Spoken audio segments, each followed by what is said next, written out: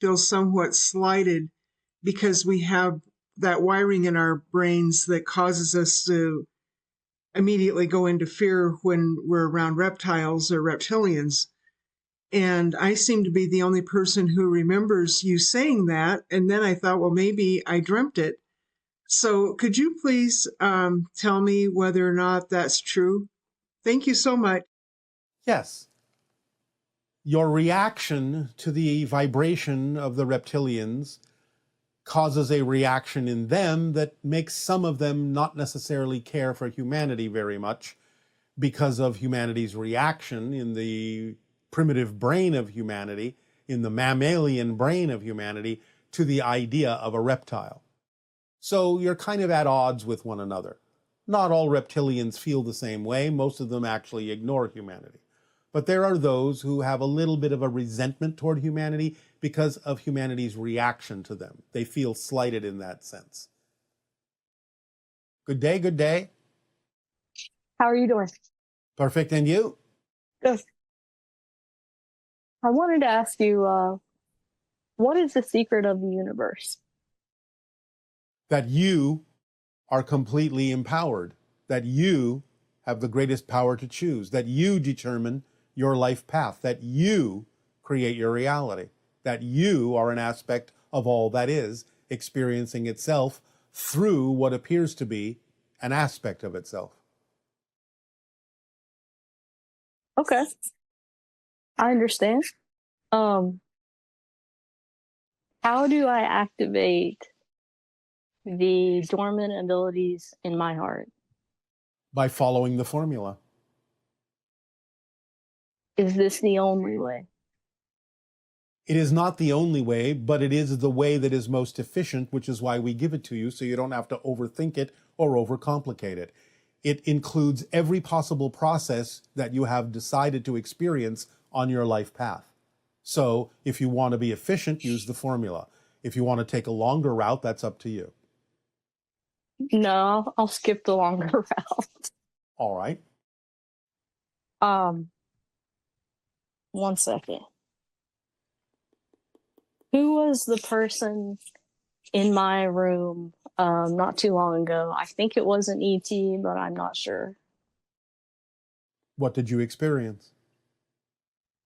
There was a person next to me, and they were making eye contact with me, and suddenly, like, I sort of blacked out for a minute.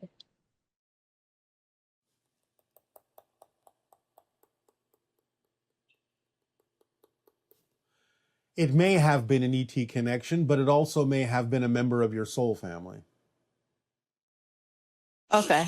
I just didn't recognize that type of physique. It didn't seem human to me. Well, remember that spirits are not any longer human, and they will take different forms that are necessary to perhaps reach you in the state that you're in. And there can be distortions of your perception of what they actually are because of the difference between their vibration and yours. Oh, okay, so my mind can create this mask of what they are in my mind? Yes, because of what it is you believe that you would experience when exposed to that energy. Whatever it is that needs to be a symbol that helps you realize that something is attempting to connect to you, to contact you, to get a message through, to say, I am here, and allow you to interpret it in whatever way makes sense to your physical mind. Okay. What are the ships that are near my house that consistently seem to fly there? Well, there are different ones at different times. There's a lot of traffic around your planet, but the vast majority of them are probably Pleiadian. Are they trying to get my attention, or are they just doing what they're doing? Well, it's not so much that they're trying to get your attention.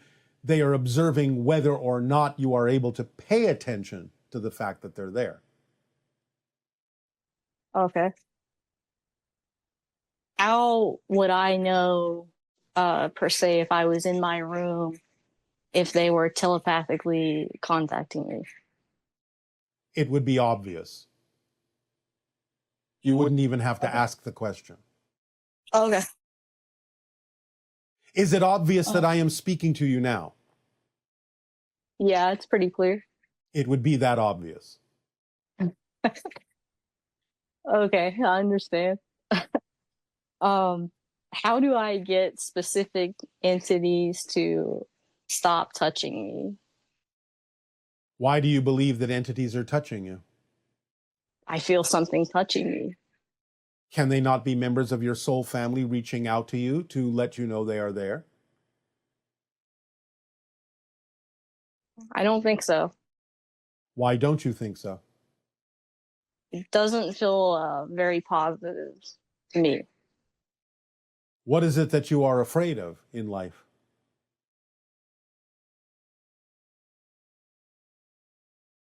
Um,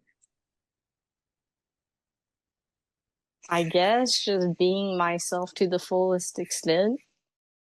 And why is that something you are afraid of? What do you think will happen if you are yourself to the fullest extent?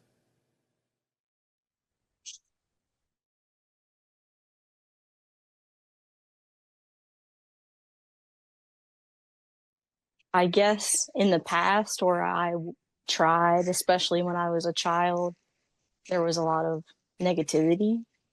All right. But that's what's touching you, is your own negativity. It's attempting from your soul family to point out that you still have these fears and haven't yet let them go. Nothing bad will happen if you are your true self. That's just the negative and fear-based belief telling you a story to prevent you from letting it go and moving forward. So in a sense, the touching is to point out that you still have fears, and that's why it's uncomfortable for you. They're attempting to get you to face those fears and let them go. They're pointing them out to you. So if you want them to stop touching you, you have to let go of your fears. Okay. Then they will have no Um, reason to point them out to you. is But there a different done, way that they can it's point being that done, out to me? it's being done out of love. It's your life path.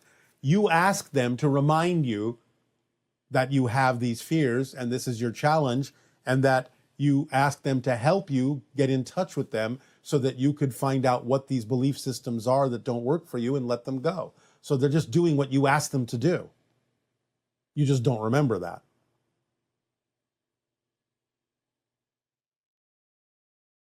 Okay. I'm going to have to process that, but that's all All I right. had to ask you.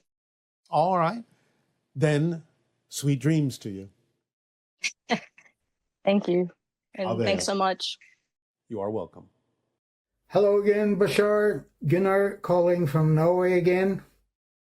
I have a question for you. First of all, thank you for all the fantastic information that you gives us. I have a question. I have a daughter which is 16 years old, and she is a very independent young lady. She has her own opinion and is. Sometimes I wonder if she is from another planet or yeah.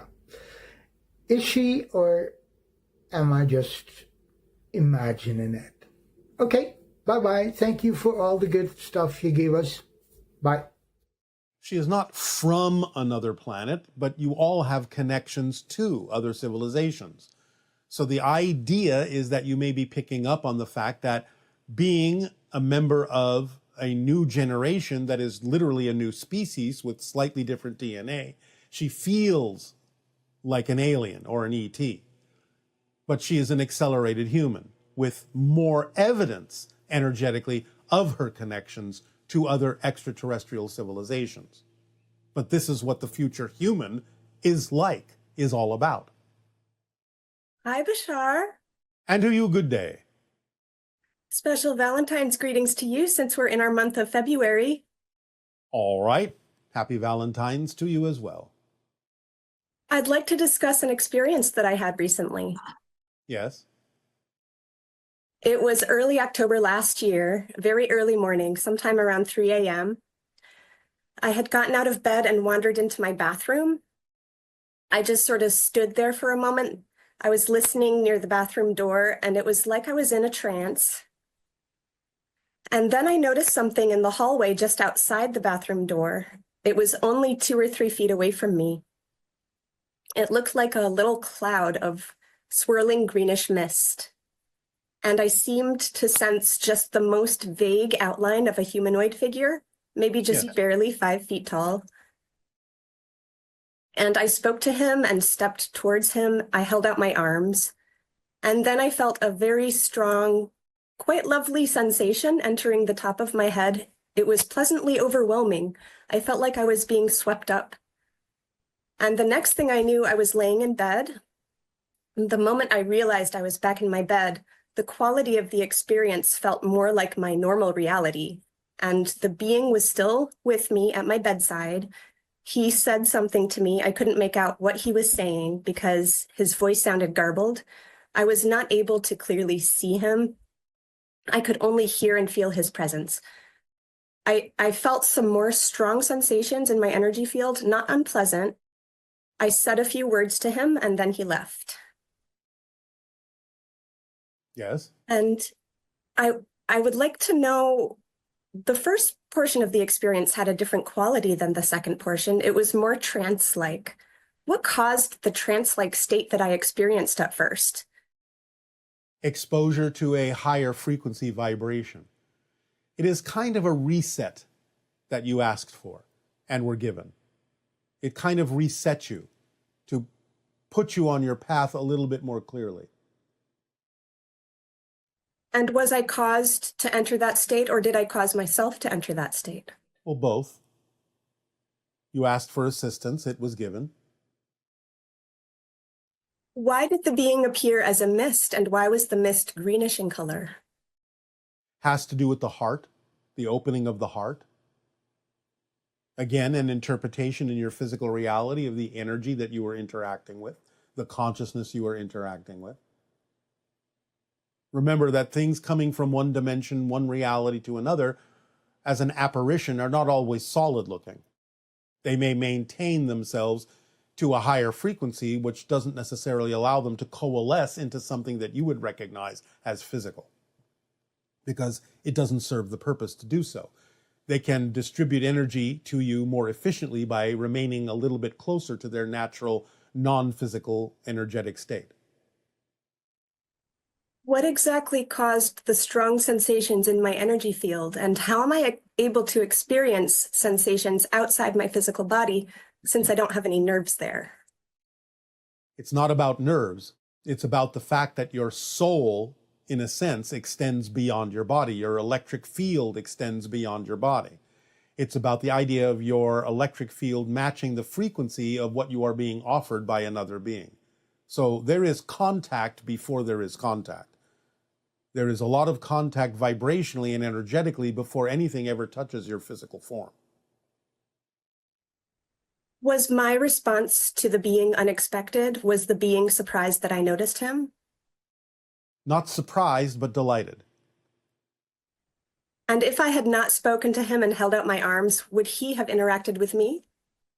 Probably would have backed off until you were more ready.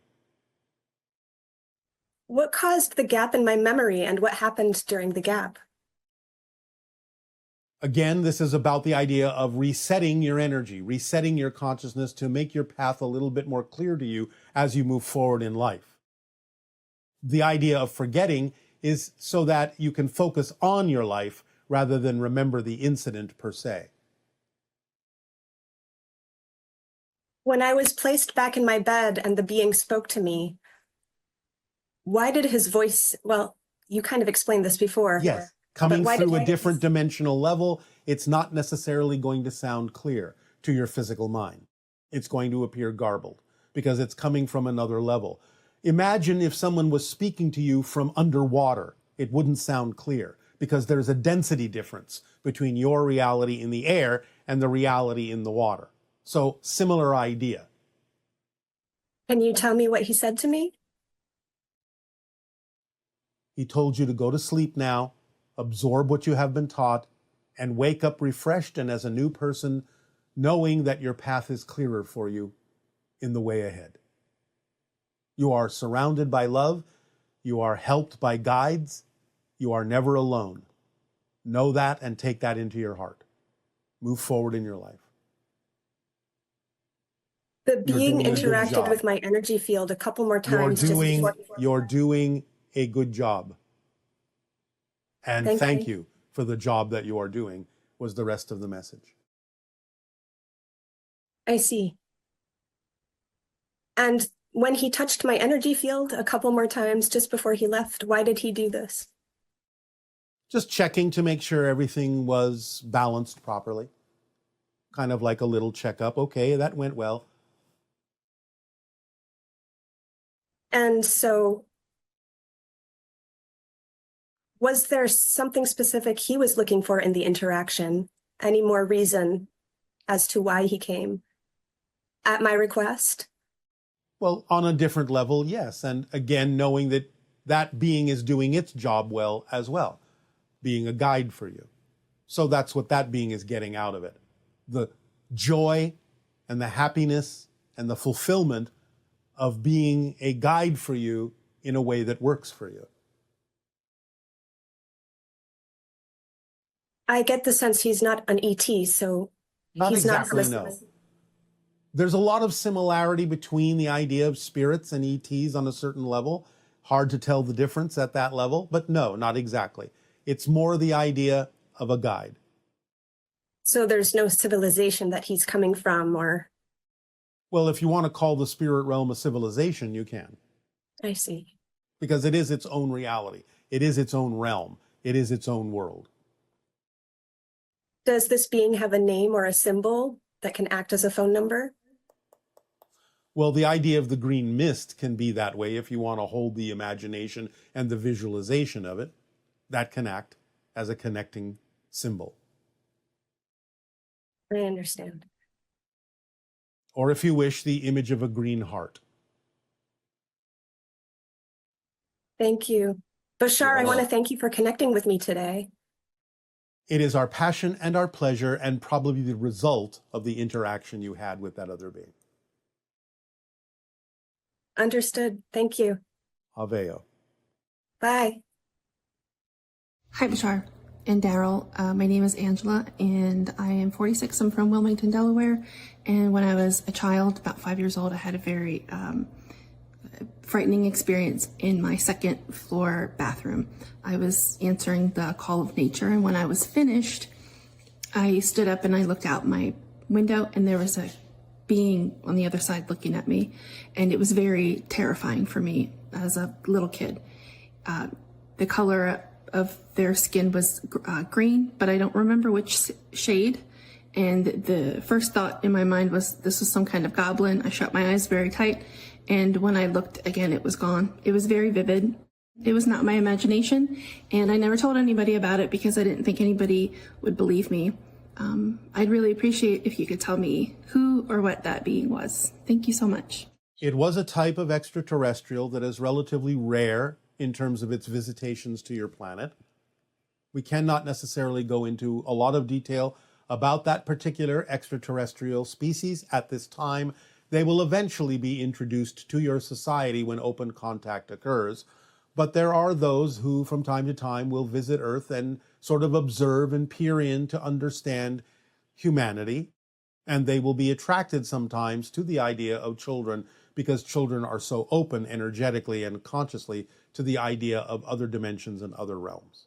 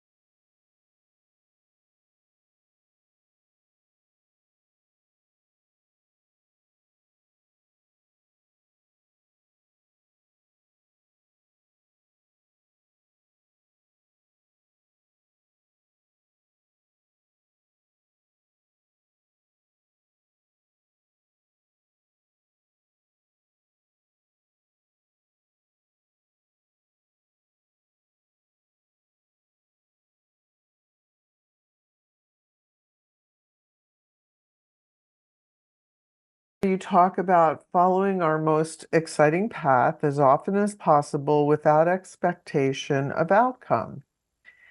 Can I gently say that that's easier said than done? You've nearly perfected evolved states of being, but we as humans struggle with this for many reasons, mainly because of all the shoulds we face. We need to make money to pay bills, and many of us are in jobs that don't bring us joy or excitement. Daily chores aren't thrilling, and relationship struggles make it difficult to find passion. Are you suggesting we abandon societal norms and just do whatever excites us in the moment? I'm struggling with the formula and would like to know how to make it practical and effective. Your version feels a bit unrealistic given our societal constraints. I'd love to drop all the shoulds, but I'm fairly certain I'd be evicted by the end of the month. As you humans say, there is a lot to unpack in that question because there are several different directions that question took that need to individually be addressed. First of all, no, we are not saying that you should drop everything. As we have often and always said, if you have a belief system that you cannot be supported by your passion, then you have to honor your beliefs and continue to do whatever it is you are doing that you believe is necessary to support you in life, even if it's not representative of your passion, until such time as you learn that your passion can support you by at least giving it an opportunity to prove that to you by acting on your passion as often as you possibly can. The second thing to unpack in that question is you are defining a lot of things that you could find more exciting ways to do, but defining them in ways that are not exciting for you. When you talk about the idea of, chores that have to be done in physical reality, you're coming in with the idea of a negative definition of those things when there may actually be ways to do many of those things that are truly necessary for physical survival in ways that are more vibrationally compatible with who you are and would actually be more fun, more enjoyable. So you have to use your creative imagination to figure out what the right way is for you to do the things that you believe are absolutely necessary for you to thrive in physical reality. Again, you have to rearrange some of your definitions, and you have to expand your definition of what support you actually need in any given situation or any given moment, because it's not always the kind of support that you think you need, especially with regard to the idea that you are now referring to of being evicted by not paying your rent, which means in your mind, I need money. But again, even though that may generally be true in your society, there are still ways to mitigate some of that through communication with those to whom you may owe the money, because again, communication is one form of abundance, and sometimes just communicating with that person and letting them know what your circumstance and situation is.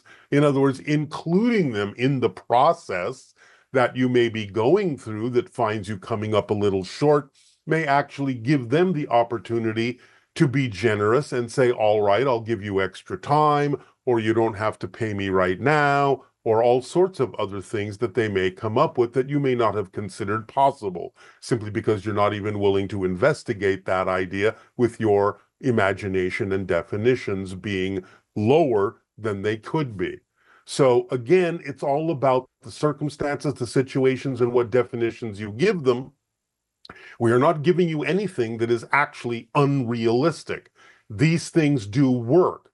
And the very fact that you open the question with the concept that it is unrealistic or that it is difficult for you says a lot about what you believe to be true. And that's fine if you want to hold on to those beliefs.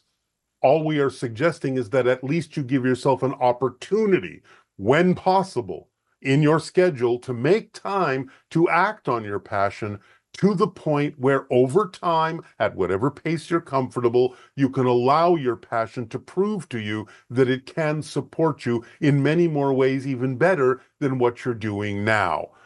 Don't necessarily give up the things you're doing if you don't believe that your passion can support you. Of course not.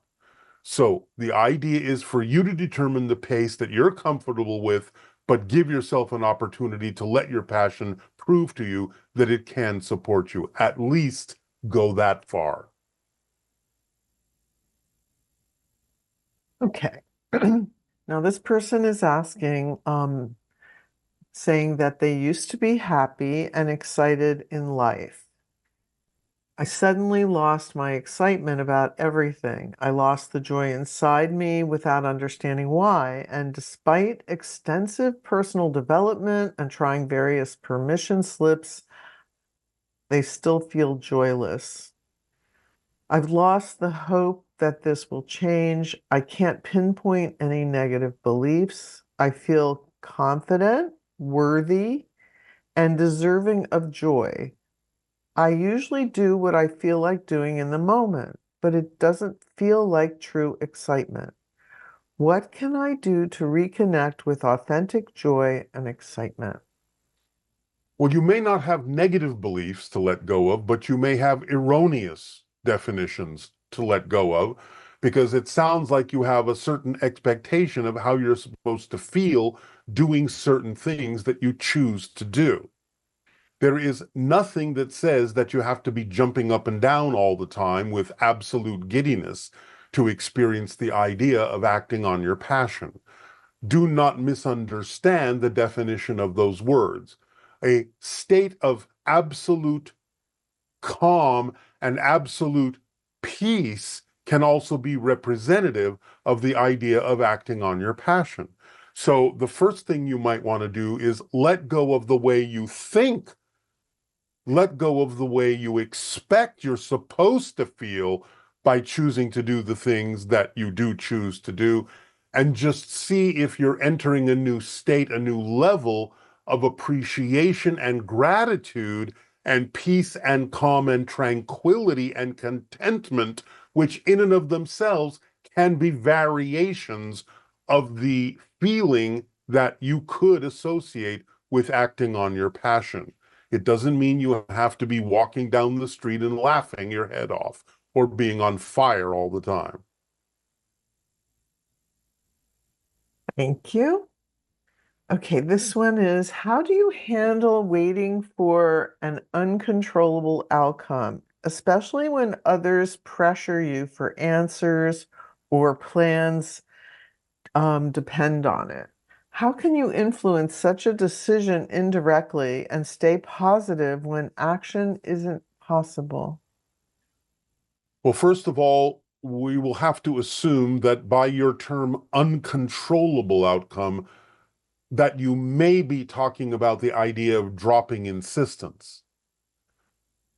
That isn't clear in your question. Nevertheless, if you have developed a plan for something to theoretically occur, remember that all plans need to be adaptable. In other words, a plan should contain within it the ability to change the plan where necessary, to go with the flow, to go with the currents, to go with what happens, with what changes.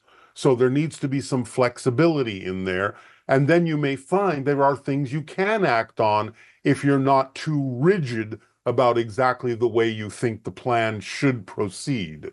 So you might need a little bit more flexibility in what you call a plan that can give you more options of what outcomes could happen that could still serve the same purpose, that could still feel like you have arrived at the conclusion that is necessary for everyone concerned.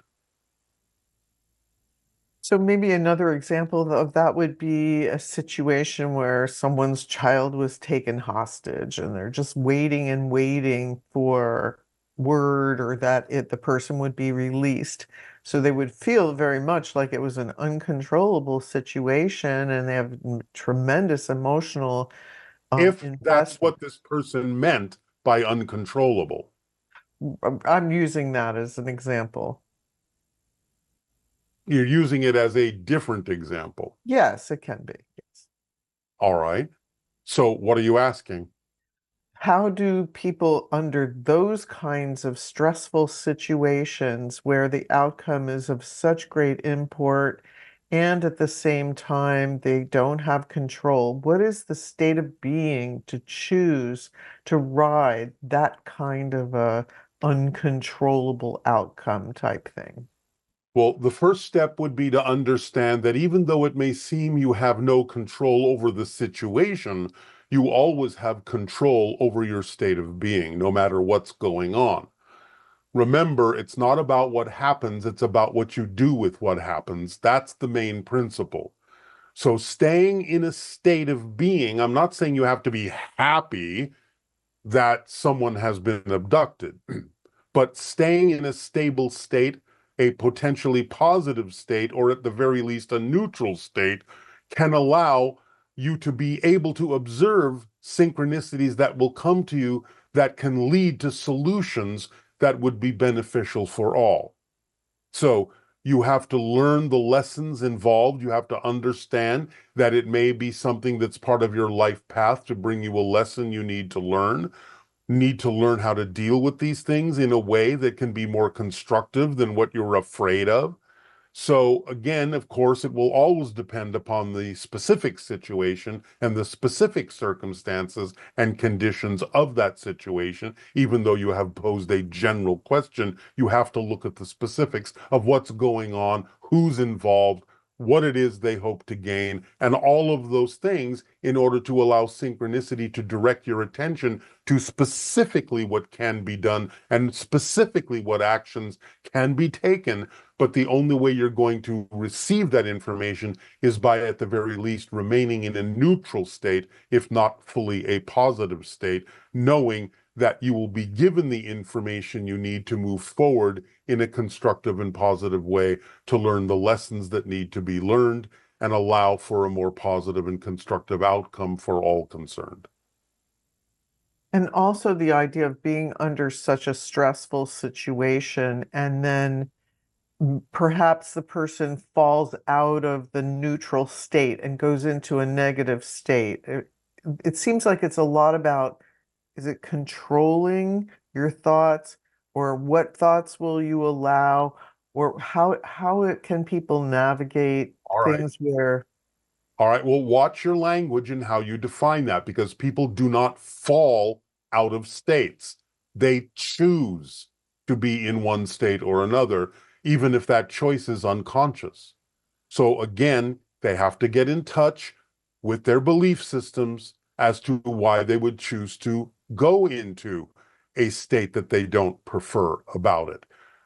The idea is, again, if you understand how things work, you will know that if you truly desire some kind of a positive outcome, then staying in the neutral or positive state is going to give you the best opportunity to do that. Choosing to go into a fear-based state will not. Therefore, why would you choose it if the outcome is so dire? If the need for the outcome being positive is so important, why would you choose to go into a state that reduces the probability of having a positive outcome? All that takes is an understanding of how energy works and staying in the energy state that increases the probability of a positive outcome.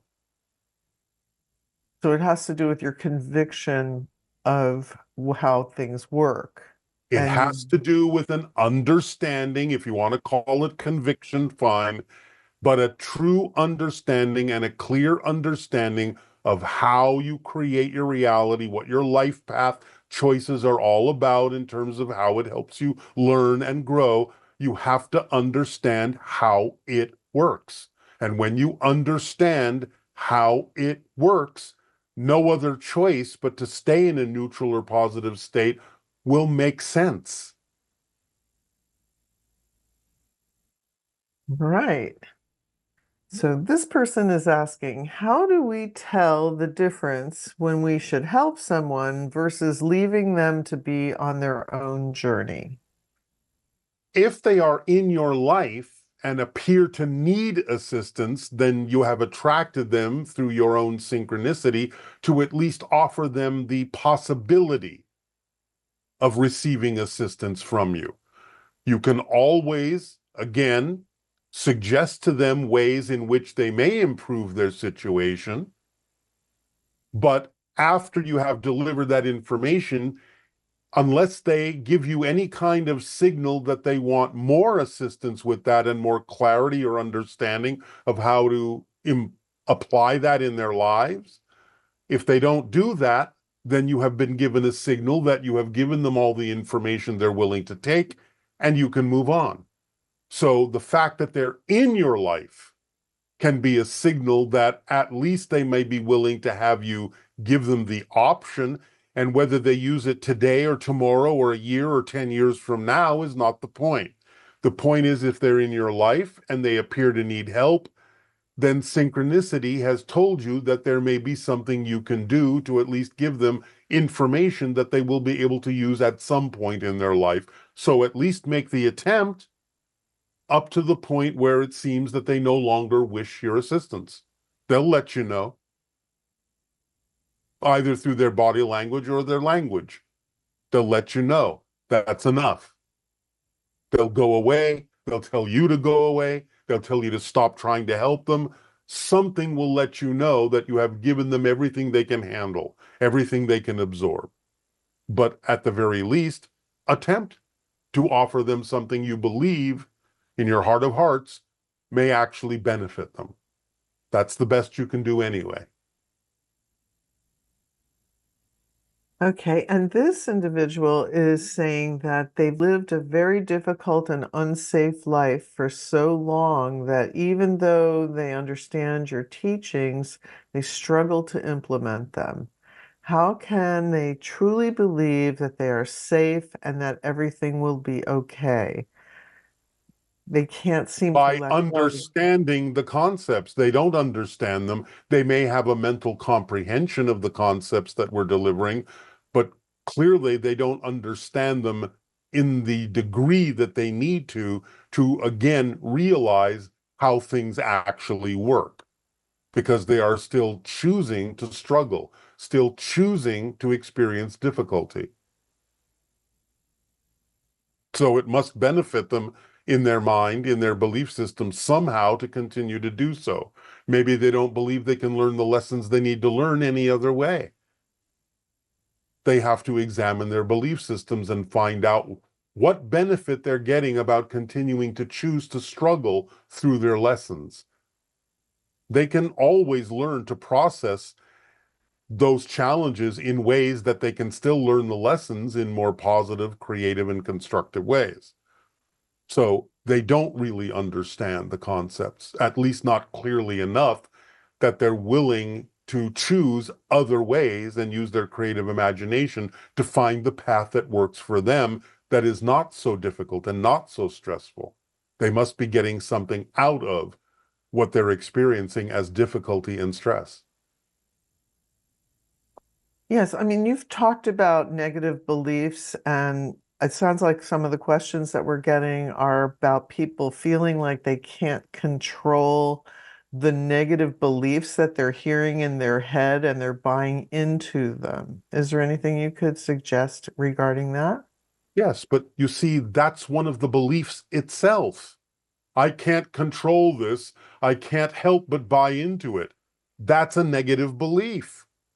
So they have to pay attention to the fact that that dialogue in their head is coming from the negative belief as well. It's one of the quote unquote tricks that negative beliefs have, is to convince you that there's nothing you can do, that it's an automatic function you just can't help. Therefore, they have to learn to identify even that language, even the voices in their head about how they can't do anything about it, as something coming from the negative belief.